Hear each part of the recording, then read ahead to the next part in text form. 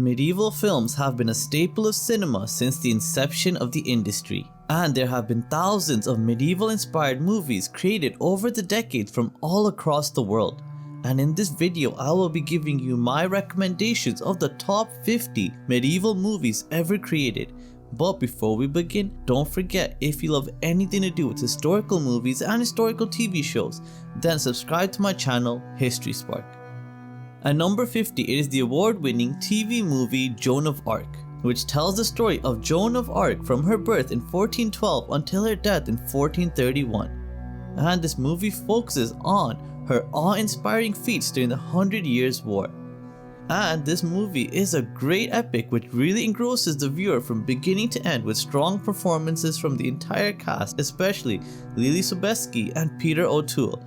The story can be a little difficult to follow at times if you aren't overly familiar with the general history of Joan of Arc, but overall this TV movie is amazing, and if you haven't seen it yet, then I highly recommend you watch Joan of Arc as soon as possible. At number 49, it is Northmen, a Viking saga, which tells the brutal and action-filled story of a group of Vikings who end up stranded on a mysterious island, and they end up having to fight for their survival after they unknowingly kidnap the king's daughter. Northmen, a Viking saga is focused on one singular motive, and that is to give the viewer as many epic and brutal fights that it can within its 90-minute runtime. There is a very loose and poorly told story here, and character development is pretty much non-existent. But overall, if you're looking for a film with excellent battle sequences, great cinematography and production design, then Northmen, a Viking saga is my recommendation for you.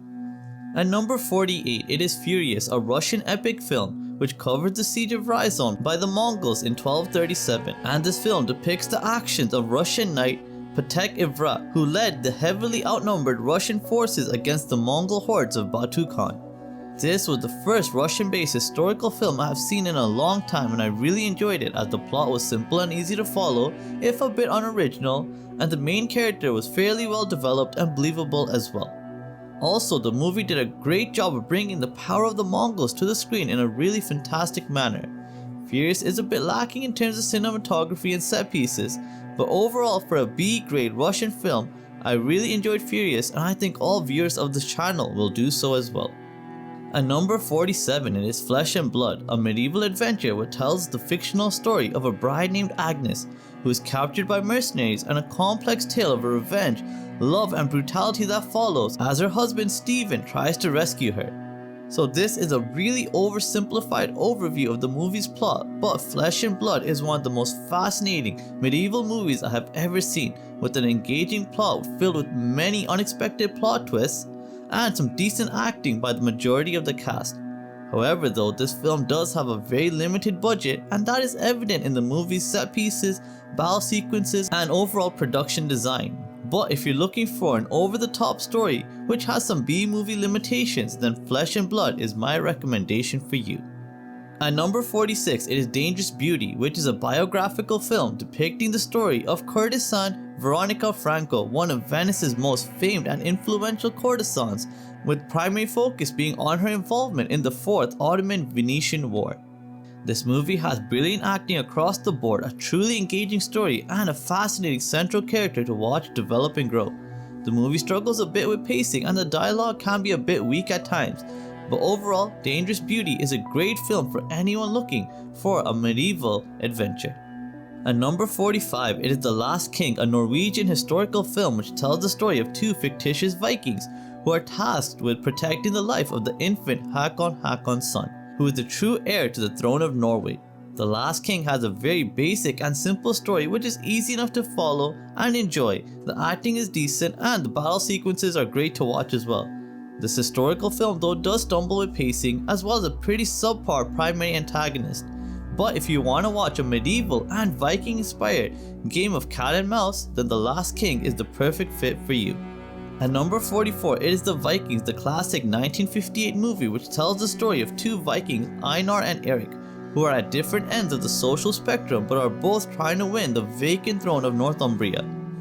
The Vikings is a very unique and surprisingly realistic look at Viking culture and the brutality of Viking conquest. This film benefits from the great acting by the two leads of the movie, Kirk Douglas and Tony Curtis. The plot is a bit shaky at times and the film is slowed down by some needless side plots, but overall if you're looking for a classic Viking inspired adventure, then The Vikings is my recommendation for you. At number 43, it is Disney's 2020 live action adaptation of Mulan, which is based on the legendary tale of Hua Mulan, a courageous young woman who disguises herself as a man to take her ailing father's place in the Imperial Army and defend China from northern invaders.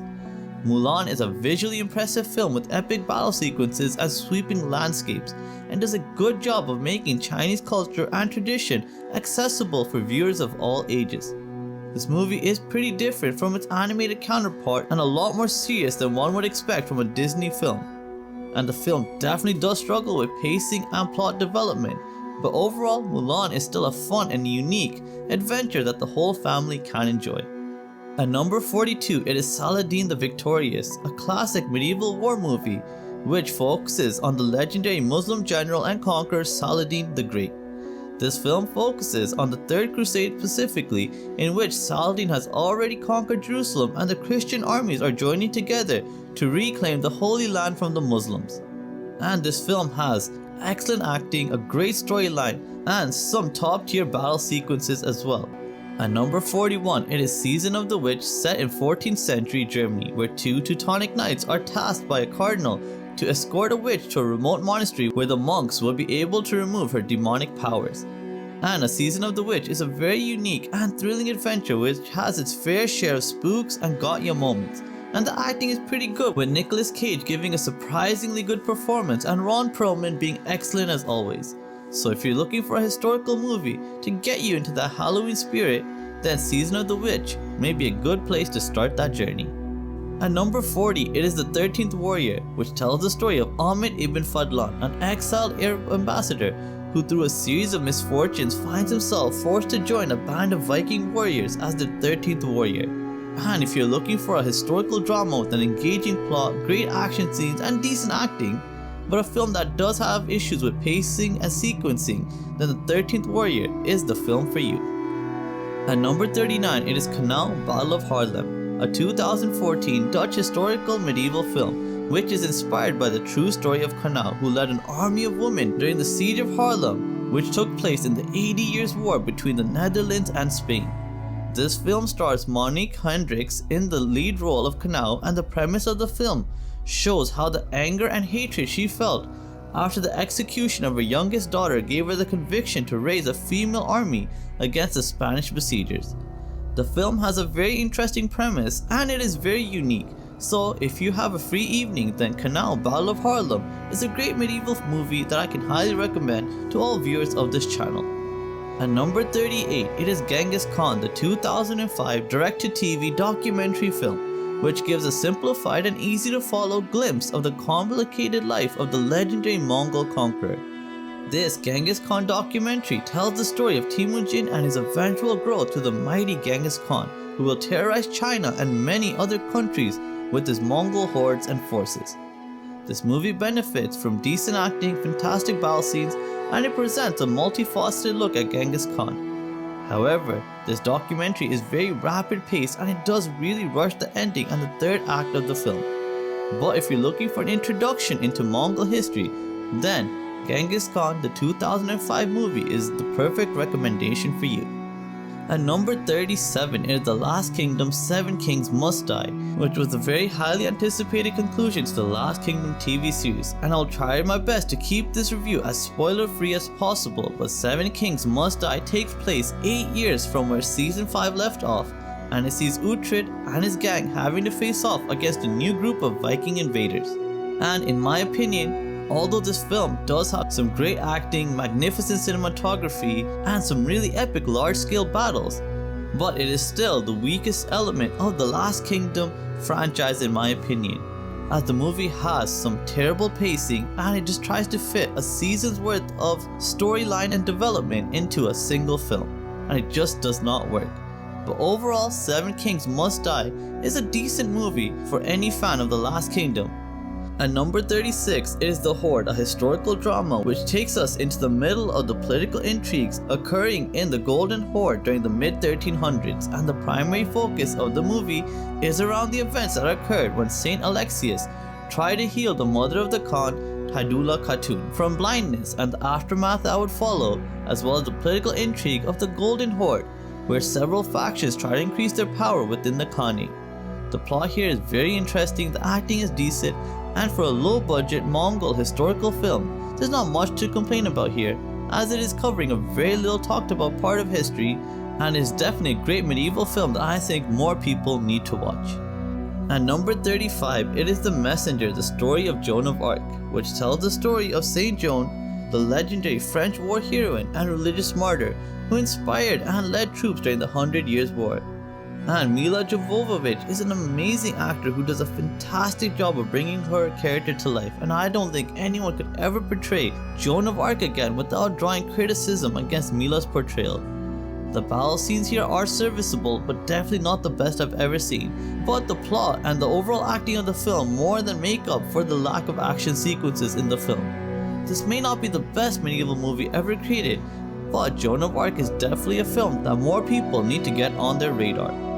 At number 34, it is Henry V, which tells the story of King Henry V embarking on his conquest of France in 1415 and the many famous battles that occurred during this military endeavor. And Henry V has fantastic costume design, set pieces, and a great plot as well. There's actually very little to critique about this film if you ask me, because it is nearly 50 years old, but it is still better than a lot of historical films that get released even to this day. At number 33, it is the 2004 historical epic King Arthur, which reimagines the legendary story of King Arthur and his knights as gritty Roman-era warriors, defending Britain from invading Saxons.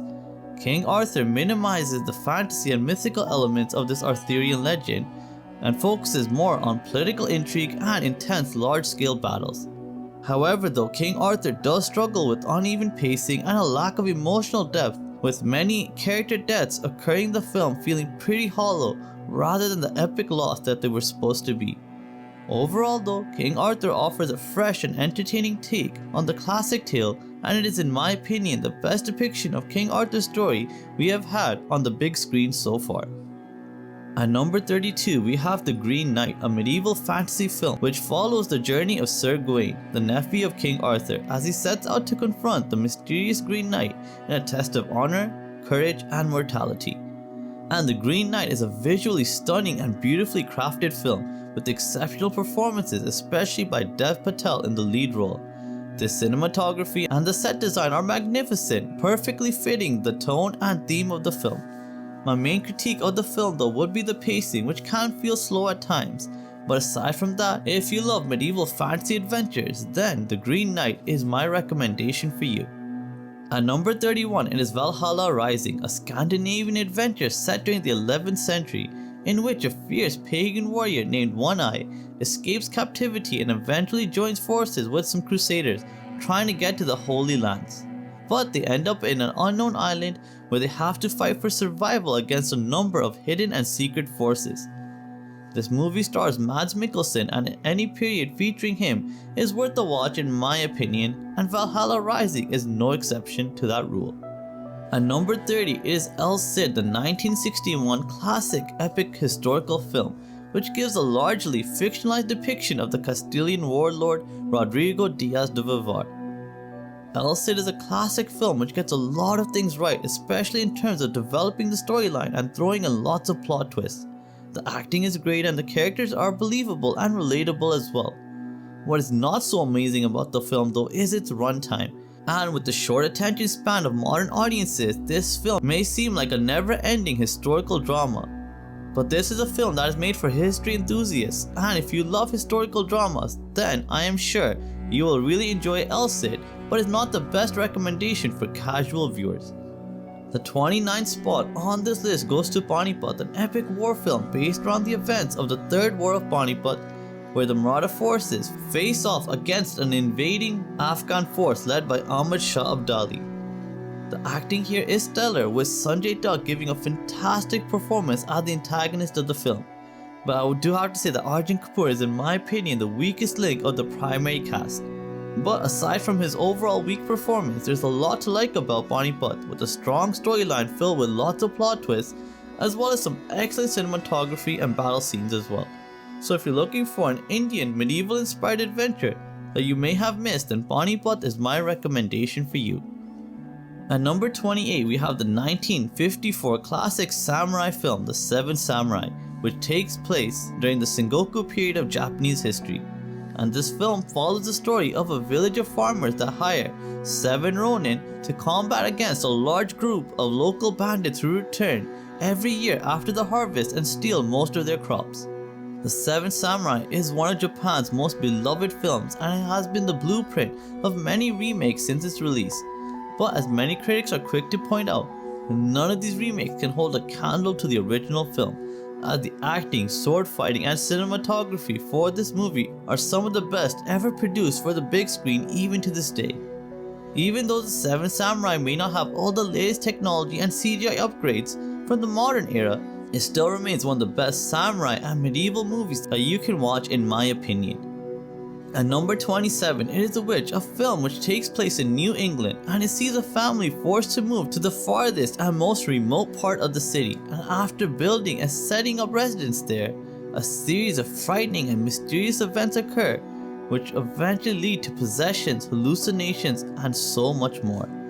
The acting here is brilliant, and Anya Taylor-Joy really brings her troubled and confused character to life in a really believable and honest way. And the secondary cast here is great as well. The cinematography and poor lighting of the film though can make some of the scenes seem a bit lackluster, but overall if you're looking for a horror, medieval inspired film, then The Witch is my recommendation for you. The 26th spot on this list goes to Ran, the last epic samurai film created by the legendary director Akira Kurosawa, and it tells the story of an elderly samurai warlord who has gathered considerable wealth and land over the years, and he realizes his end is beginning to near. So to prevent any potential bloodshed between his 3 sons, he decides to give them a third of his kingdom each. But this plan fails spectacularly as power and greed corrupts his sons, causing a civil war which causes much bloodshed and terror. Ran has amazing acting by the entire cast, a great story, and some epic set pieces and battle sequences as well. However though, this is a film that does have a lot of talking, and the action scenes are not as regular as one would have liked or expected. But if you stick with this film, you will find a very unique samurai adventure here that you may not have seen anything like before. At number 25, it is Bajirao Mastani, an epic historical drama from Bollywood which depicts the peak of the Maratha Empire's power. And the film follows the story of Peshwa Bajirao, a brilliant and undefeated general who draws much ire and disrepute amongst the predominantly Hindu Marathas for his controversial second marriage to a Muslim princess named Mastani. Bajirao Mastani does a brilliant job of blending romance, palace intrigue, and dramatic battle scenes into a truly exceptional historical film. However though, the script is definitely the weakest element of Bajirao Mastani, with some of the dialogue feeling overly dramatic and unrealistic. But overall, if you're looking for a medieval inspired Indian adventure, then Bajirao Mastani is my recommendation for you. At number 24, it is Robin Hood, which depicts the story of Robin Longstride, an archer who returns from the Crusades and assumes the identity of a deceased knight to fulfill a promise to his dying comrade. This action ultimately leads to him becoming the legendary outlaw Robin Hood during the reign of King John in early 13th century England. And aside from great directing and production quality, this film also has some A-list actors involved with the project, such as Russell Crowe, Cate Blanchett and Mark Strong. So the acting here is top tier, and the battle scenes are pretty amazing as well. Although this movie may be inaccurate in a lot of ways, it does get a lot of things right, and the story about Robin Hood's origins as a soldier turned outlaw is a fantastic tale to watch unfold, and I can highly recommend it to all viewers of this channel. At number 23, it is War of the Arrows, a fictional historical drama where a skilled archer sets out on a solo mission to rescue his sister from a Manchu horde when she gets kidnapped during her wedding after a raid on her village. This movie has the intense battle and action scenes we are used to from South Asian cinema, with some brilliant acting and battle scenes that are brutal and very over the top. However though, the story and world building is a bit weak here, but for anyone looking to get a better understanding of the Mongols and their impact on the lives of just regular civilians, then War of the Arrows is the perfect film for you. At number 22, it is Chava, a historical movie set during the late medieval period of Indian history when the Mughal Empire is at the height of its power, and this film tells the story of Sambhaji, the Maratha Emperor, and his rebellion against the powerful Mughal Emperor Aurangzeb.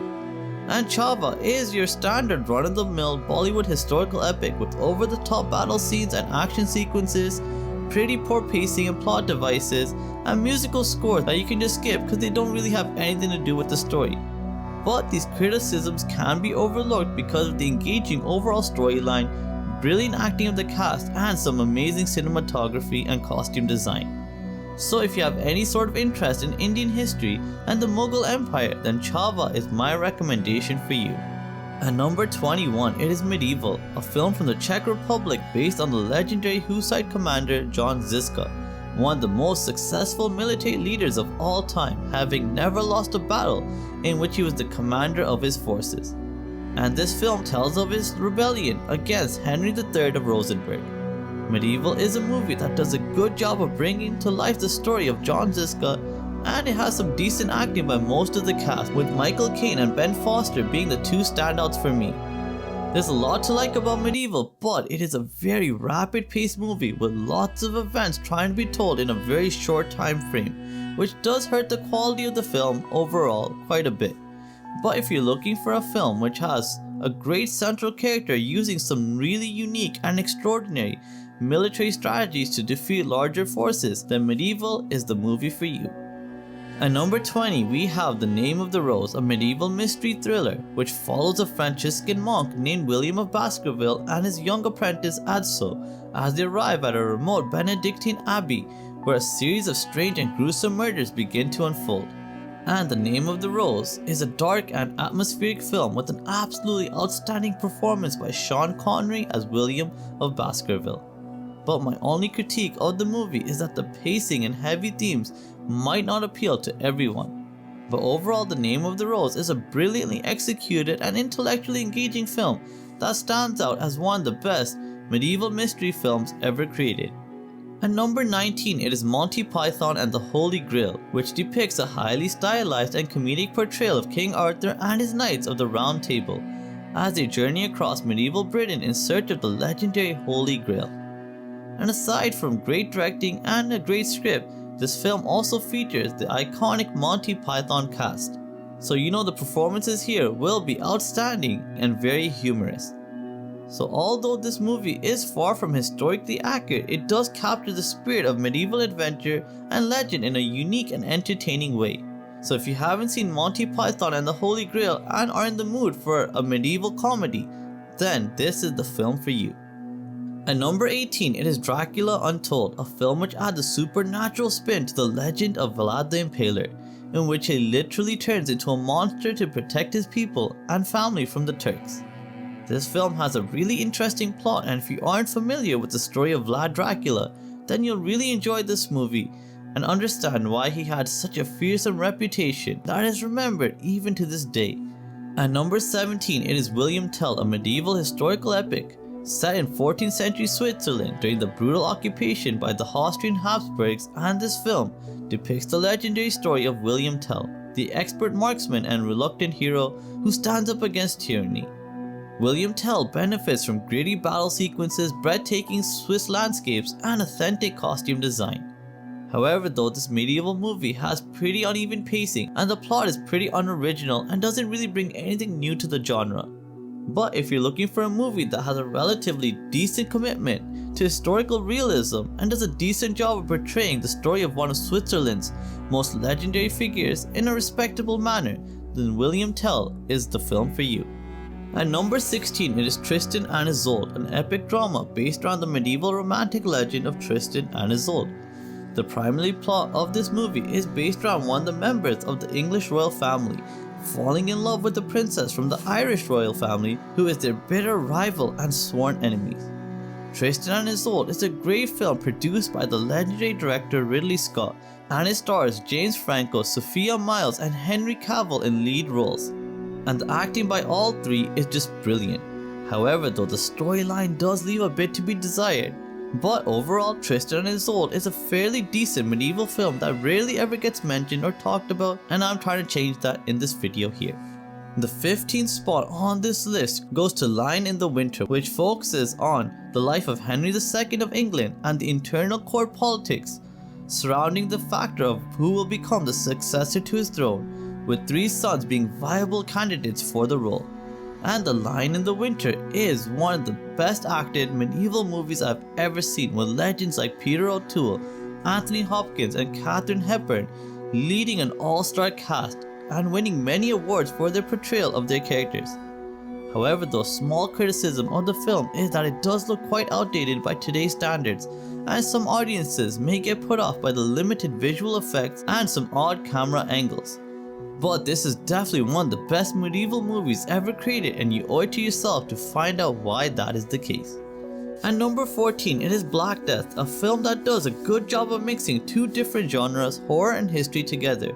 And with the focus being on the breakout of the bubonic plague, it is a historical topic which can indeed be utilized effectively in a horror and supernatural genre. Black Death does a fascinating job of displaying how the superstitions and customs in medieval England during this time would have caused mass paranoia as the bloody disease continued to spread all across the land.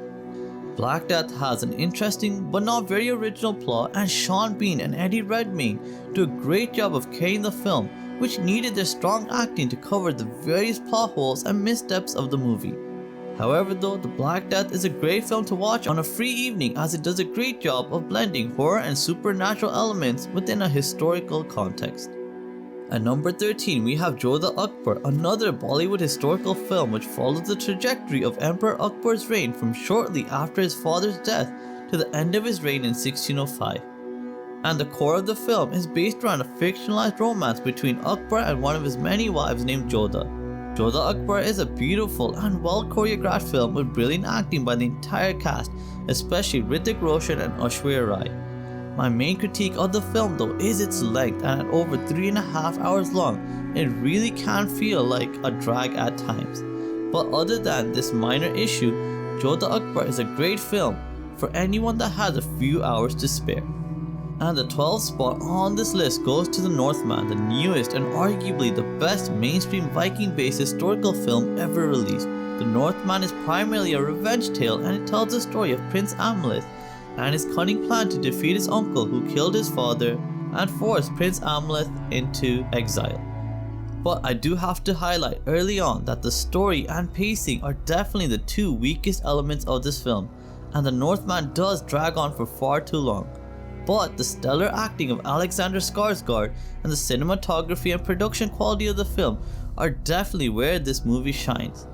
At number 11, it is A Knight's Tale, which tells the story of William Thatcher, a peasant squire who assumes the identity of a deceased knight to compete in jousting tournaments all across medieval Europe. This movie benefits from great acting by its all-star cast, including talented actors such as Heath Ledger, Paul Bettany, and Mark Addy.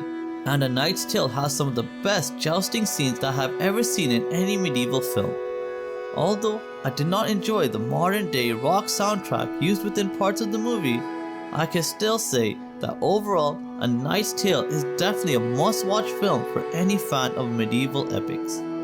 At number 10 is The Physician, a movie which focuses on an orphan boy named Rob and his determination to study medicine and prevent others from dying of easily treatable diseases in medieval England, and this search for medical answers eventually leads him to Persia. This movie is unique as it brings to life a topic which is very rarely discussed in movies or TV shows, and that is the way in which medical treatments and surgeries were performed during the medieval era. And this movie really highlights the differences between English and Persian society during this time period, with one being a very superstitious culture with poor medical knowledge, while the other one was enjoying a period of great learning and advancement. So if you're looking for a movie that is well acted, perfectly paced, and brings a unique spin to historical dramas, then The Physician is my recommendation for you. The ninth spot on this list goes to Ironclad, a historical movie based around the siege of Rochester Castle, in which a small group of rebels and noblemen try to defend Rochester Castle against King John and his forces after he revokes on the promises he agreed to during the signing of the Magna Carta. This film follows a generic B-grade formula, but what Ironclad does get right though is its battle scenes and siege tactics, which shows how difficult it is for a small force to protect a fortress from invaders. Ironclad may not be the best medieval film ever created, but it's definitely a great recommendation for someone looking for an easy to watch and simple story. And the 8th spot on this list goes to The Last Duel, a historical film based around the last legally sanctioned duel in France's history. This film takes place in 14th century France, with Marguerite de Touberville, the wife of the knight Jean de Carouge, claiming she had been raped by her husband's best friend and squire, Jacques Legris. This event leads to the two men agreeing to trial by combat, and it sets the central plot and focus of the movie. The Last Duel has some decent acting by the entire cast, but I don't think anyone was all that spectacular, to be honest. The story unfolds in a really unique way, but was a bit long and poorly executed at parts. But overall, the final duel was thrilling to watch and the movie trots along at a decent pace. So if you haven't seen The Last Duel, you should really add it to your watch list, as it's definitely one of the most unique and interesting medieval movies ever created. The 7th spot on this list goes to Mongol, a biographical film which depicts the story of Genghis Khan from his childhood to his rise to becoming the warlord that finally unites all of Mongolia under one ruler. This movie does a great job of slowly building the story of Genghis Khan and his family, and it spends a surprisingly long amount of time delving into his troubled childhood and the huge number of obstacles and struggles he would have to endure before even becoming a minor warlord in Mongolia. My primary critique with this film though is that the third act is very rushed and it depicts Temujin's rise to power far too quickly. But other than this minor critique, Mongol is one of the best medieval movies that you probably haven't seen yet. At number 6 we have the Netflix original film The King, which focuses on the life of King Henry V, who ruled England during the early 1400s, and he is widely remembered to history for his small contingency of English archers and knights and their victory over a much larger and better equipped French army at Agincourt. And this movie follows the life of Henry from shortly before he becomes king to a few weeks after his victory in France. Like most productions by Netflix, this is a high budget, high quality film with fantastic acting by the entire cast, most notable being the quirky performance by Robert Pattinson, which you will either hate or love. But if you can ignore some of the historical shortcomings of the movie, then you will find a great medieval adventure for you to watch. At number 5 it is Braveheart, which tells the story of William Wallace during the events of the First War of Scottish Independence, and how William Wallace grew to become a legendary figure during this time. Braveheart has amazing acting and Mel Gibson does a fantastic job of portraying the primary character. The storyline is also engaging and is interesting and easy to follow from the get-go. So if you're looking for an epic and engaging medieval film, then Braveheart is my recommendation for you. The 4th spot on this list goes to Admiral Roaring Currents, a South Korean epic war movie which focuses on the Battle of Myeongnyang, which sees General Yi Sun-sin fighting against a Japanese Navy fleet numbering over 330 ships with his own small force of only 13 ships. And this movie has some amazing naval battles, and the entire film plays out like an amazing action-adventure film, enhanced with unique and risky military tactics which keep the viewers on the edge of their seat, as defeat always seems to be just around the corner. Admiral Roaring Currents is a perfect viewing experience for anyone looking for an epic historical adventure reminiscent of 300 on the Sea. At number 3 it is the Netflix original film The Outlaw King, which depicts the struggle and sacrifices Robert the Bruce had to endure to win back the Scottish crown from England. This film focuses on the outlaw period of Robert the Bruce's life from 1304 to 1307, when he was rebelling against the English forces in Scotland, who far outnumbered his own small tribe of supporters. And I really enjoyed The Outlaw King, as I was aware of the general outline of Robert the Bruce's trajectory to becoming King of Scotland, but I didn't realize till after watching this film just how much sacrifice and loss Robert had to endure before he was able to get even one large victory over the English. and it is due to the emotional bond that this film is able to develop between the characters and the viewer that I rate this film so highly.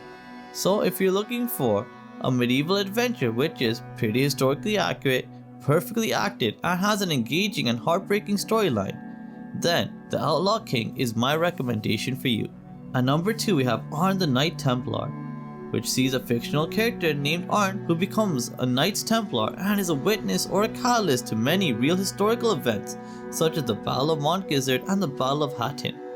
Arn the Knight Templar is also the most expensive film ever created in the history of Swedish cinema, and it is a fantastic feat of storytelling, cinematography, and bringing a semi-accurate historical depiction of the Knights Templar to our screens, and it is in my opinion the most underrated medieval movie ever created. And the top spot on this list goes to Kingdom of Heaven, the director's cut, which follows a semi-fictionalized portrayal of the life of Balin of Ibelin, who is a crusader nobleman and the primary leader of the defense of the Christian-held Jerusalem during the siege of Jerusalem in 1187 against Saladin and his Muslim forces. And aside from great directing and production quality, this film also has some A-list actors involved with the project, such as Orlando Bloom, Liam Neeson, and Eva Green. So the acting is top tier, and the battle scenes in this movie are some of the best I've ever seen. So although this may be an inaccurate film in a lot of ways, it also does get a lot of things right, and the story about the defense of Jerusalem by a small Christian force against a massive Muslim army led by military genius Saladin is a fantastic story to tell and have brought to the big screen. And I feel that Kingdom of Heaven, the director's cut, is a very underrated film and perhaps the best medieval movie ever created in my opinion. So let me know in the comments down below if you agree with my recommendations of the top 50 medieval movies that have ever been created, and if there are any other great medieval movies that I may have missed out on. And as always, if you want to stay up to date with everything to do with historical movies and historical TV shows, then subscribe to my channel, History Spark.